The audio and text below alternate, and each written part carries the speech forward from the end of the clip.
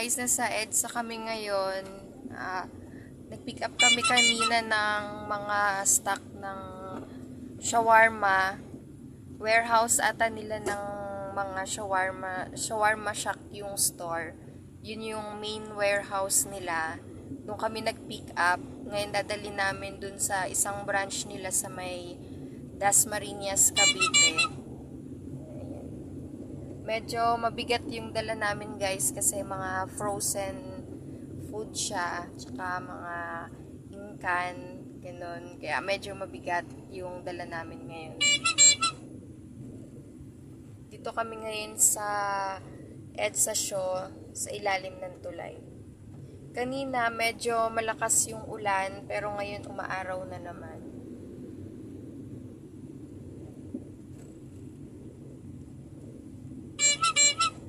Moving naman ng traffic dito sa EDSA, yan.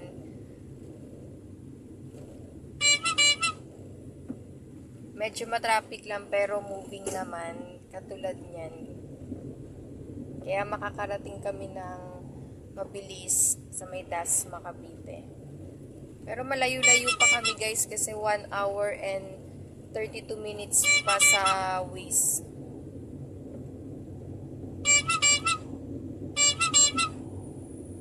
Maraming booking ngayon ang lalamove guys, kaya makakapag-book kami ng marami ngayong araw.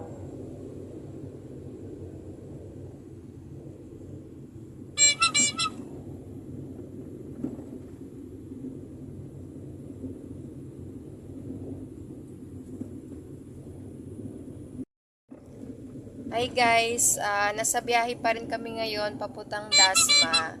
Habang nasa biyahe, share ko lang guys tong tips na to. Kasi napansin lang naming mag-asawa sa mga magkakaibigan, madalas nagkakasiraan dahil sa utang. So, tips lang namin ng asawa ko para sa inyo. Kung may mangungutang sa inyong kaibigan nyo, mas maganda na bigyan nyo na lang sila ng kung ano yung kaya nyong maibibigay nyo sa kanila at wag nyo na lang silang pauutangin.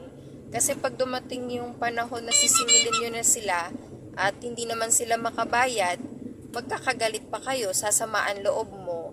Ngayon, pag ikaw naman ang maniningil sa kanya palagi, sasama naman ang loob niya sa'yo.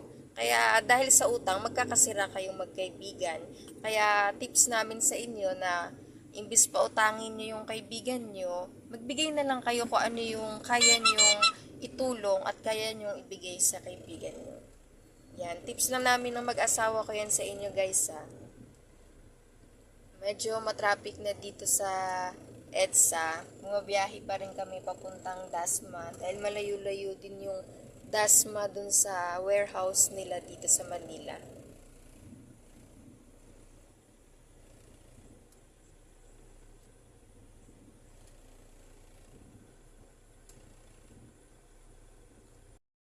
Nandito kami ngayon sa SLEX guys. Dito kami pinadaan ng Waze papuntang Dasmariñas, Cavite. Exit kami ng Calamba. Tapos may daan na doon papuntang Dasma, Cavite. Maluwag dito ngayon sa SLEX. Kaya lang marami kaming mga kasabay na truck at mga bus. Nakwento pala ng asawa ko guys, noong daw 2004, nung nagtatrabaho siya sa Singapore. 2004 pa lang noon sa Singapore, wala nang mga barrier yung mga toll gate nila. Pero dito sa atin sa Pilipinas, ngayon pa lang siya nauuso. Pero hindi pa rin siya kumpletong 100% na lahat walang barrier. Yung iba meron, yung iba wala. So sana dumating din yung panahon na maging 100% din na wala ng barrier yung mga toll gate natin dito sa Pilipinas para mas mabilis yung paglalakbay ng mga bumabiyahe.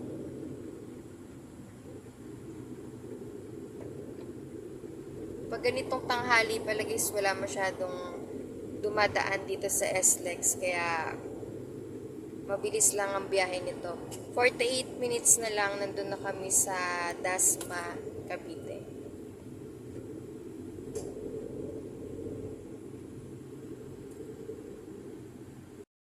Ayan guys, ginabi na kami dito sa Cavite pero na-deliver na namin yung mga gamit.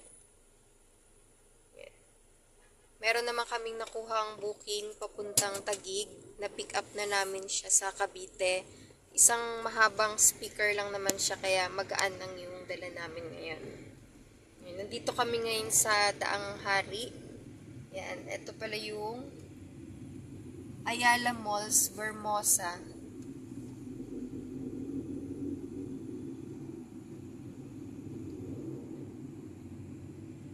Papunta kami ng toll gate dahil magto-toll gate na kami ngayon dahil rush hour, sobrang traffic ngayon sa Cavite at sa Taguig.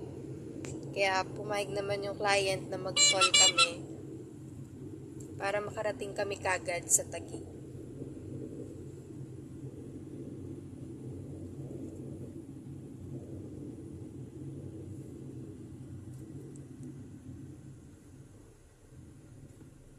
So hanggang dito na lang guys yung vlog naming mag-asawa.